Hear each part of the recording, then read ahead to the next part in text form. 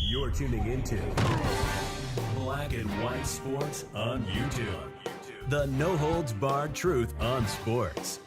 The main event starts now. All right, Black and White Sports supporters, we're going to talk about Deshaun Watson.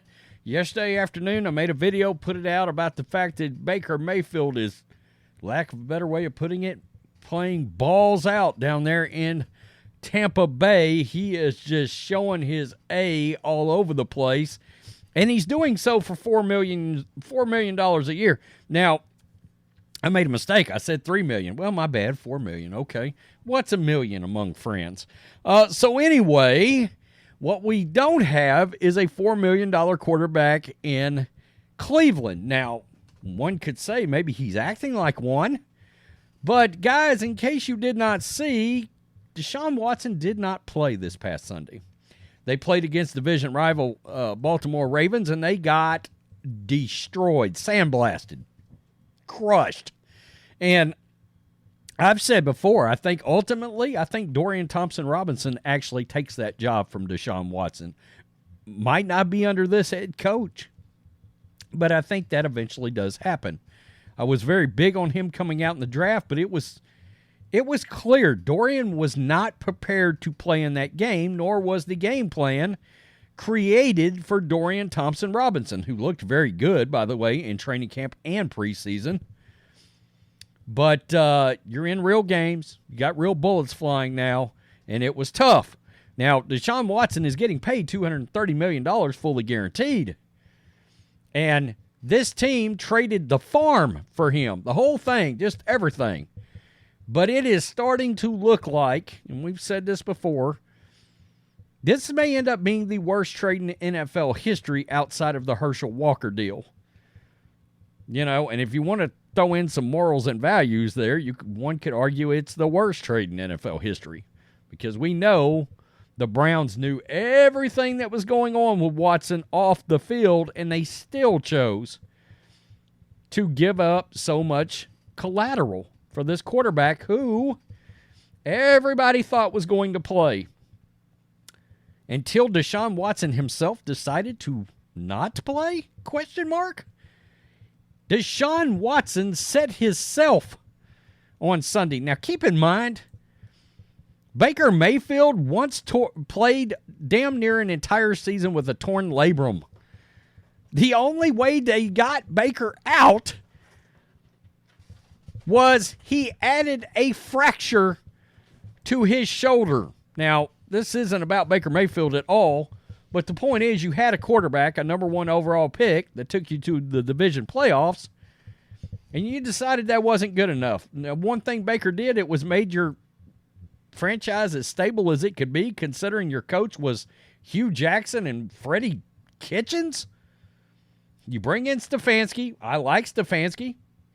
All right, I thought I did as a head coach and an offensive mind. And unfortunately, Stefanski's probably going to lose his job. Look, many believe this roster was a Super Bowl roster coming into the year, but it's turned into a dumpster fire, rolling down a hill on a tire fire. Guys, it's bad. When your quarterback, your $230 million quarterback, is sitting himself, and the head coach goes out and publicly drowned you by saying he was healthy enough to play as far as the Cleveland Browns were concerned. Oh, shit. You thought Nick Chubb's injury was bad? This is going to turn into a much worse situation. And Jimmy Haslam is a nightmare. He's a nightmare as an owner. I mean, truly. Cleveland Browns, this is Outkick, traded for quarterback Deshaun Watson, gave him fully guaranteed $230 million contract. As they say here, in hindsight, this is starting to look very, very, very bad. So, Mary Kay Cabot, who's the GOAT up there, she has been covering the Browns ever since I can remember. Boots on the ground. Kevin Stefanski said Deshaun Watson was medically cleared to play and that it was his call. He said Watson knows his body best and felt he couldn't go. But Nick Carnes, who also covers the Browns up there, Kevin Stefanski hasn't disclosed much of anything about injuries in his 4 years in Cleveland, but he made sure to let everybody know Deshaun Watson was medically cleared to play. Something was off. Yeah. Stefanski, I think one could say, is not too happy with Deshaun Watson right now. Now, you got to start tight end David Njoku up there in Cleveland, who played himself through a bad injury. He literally lit himself on fire earlier in the week, and he got out there and played. And listen to what Stefanski said about his star tight end. He was playing with burns. The way he played, to me, was unbelievable with what he went through. Warrior, picked up his teammates, impressive to watch. They go on to say it might not have been a direct shot at Watson, but it was a subtle jab. Was that subtle? Question mark? I'm not so sure. What's even worse is what happened around the league with other franchise quarterbacks. Matthew Stafford, hurt during the game. He was already banged up. Hurt during the game. Hip injury. Kept playing. Justin Herbert, no big deal. Broke his finger. Still played. David Carr, 1 week from an AC joint injury. I'm here to tell you I've had one of those. From a collision, playing in sports, I did a flip. I came down, landed directly on my left shoulder. All the impact came down on the ground on my left shoulder and busted up that AC joint.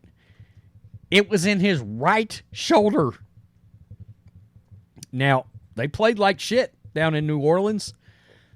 They were bad, all right? But one could argue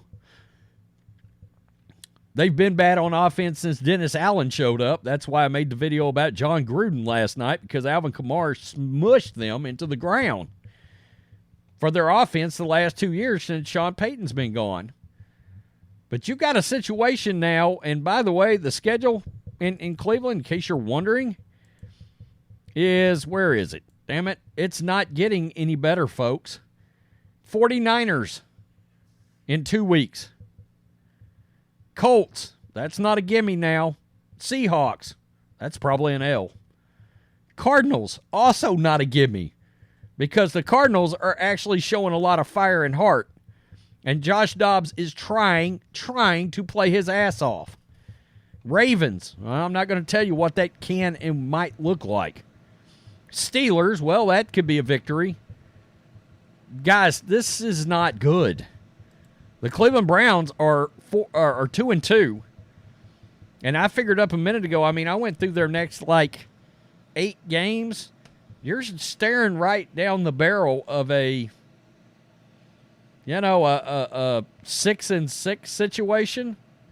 And you're going to have to win 10 games to make the playoffs. And everybody thought this team was a mortal lock to make the playoffs. And never mind the fact that dirty little thing that I've heard a few astute quarterback gurus actually bring up, but nobody wants to acknowledge, is the idea that Deshaun Watson missed an entire season plus 11 games, and nobody's quite sure whether or not he can actually still play quarterback. That was the odd thing, because it's the toughest position to play in sports, and you're saying you can take almost 2 years off. Why do you think nobody wanted to sign Kaepernick? If people thought he could still ball, they would have got him, even though he had some opportunities that he passed up. But that's neither here nor there. Part of his problem is a layoff. I mean, look, Watson had his best game since coming back the last time he played. But before that, the 2 games before that, he was trash. If you throw below 60% in this day and times NFL, you're not good. And last year in the games he played, not good. All the while, your former quarterback down in Tampa Bay is winning games and balling his ass off and playing with all kinds of heart and was beloved by the city of Cleveland. This is headed towards being one of the most monumentally bad transactions in the history of football. If things don't pivot, if things don't improve, if things don't change, Nick Chubb is gone for the season. Super Bowl aspirations are literally burning in front of Browns fans' faces. They may have to watch their former number 1 overall pick quarterback win the NFC South, and he may do so in runaway fashion with the pressure of having to fill in for Tom Brady, and he's doing it like, nah, it's all good. I'm a baller. Let's go. Sometimes things like intangibles is a real commodity for a player to have, and real fire. Do they want to play? Deshaun Watson gave up on his team. I mean, when the doctors medically clear you, they're telling you, the team is saying, you're healthy enough to go play. He's getting a fully guaranteed salary, and he refused to go play. He quit on the city of Cleveland. Wow, it's a nightmare. This is turning worse than I think anybody could have foreseen. And Stefanski's going to lose his job over it. And I'm not sure he should. There's no way to fire Jimmy Haslam. So it's going to be Kevin Stefanski. He's the one that's going to get screwed in all this. And I actually think he's kind of a good coach. He's certainly better than what you handed Baker in Hugh Jackson and in Freddie Kitchens. Wow. Deshaun Watson. Who could have thought this was going to be a dumpster fire? Who could have foreseen it? Oh, yeah. Us. Me and John. You know? Tell me what you think, black and white sports supporters. It's getting ugly early in Cleveland. Is this going to be known as the Deshaun Watson I quit game? I mean, that's great, but the NFL is not professional wrestling. We don't have I quit matches, and at least in those, the guys go out and wrestle for like 45 minutes till they're collapsing on the ground. It's crazy. Peace. I'm out. Till next time. Thanks for watching the show. Be sure to like, comment, and subscribe. Be sure to tune in next time on Black and White Sports.